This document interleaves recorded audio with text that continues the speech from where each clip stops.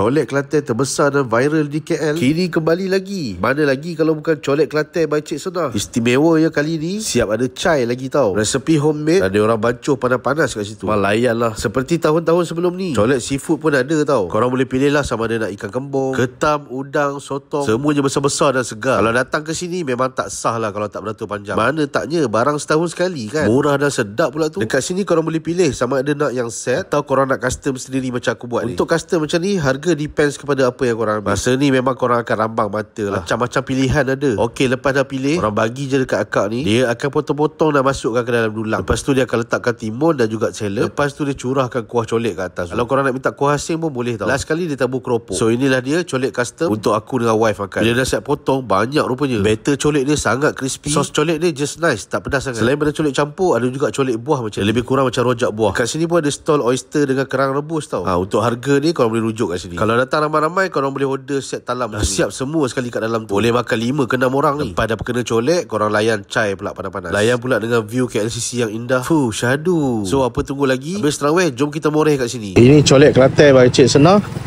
Parking dia luas kat sini. Tengok.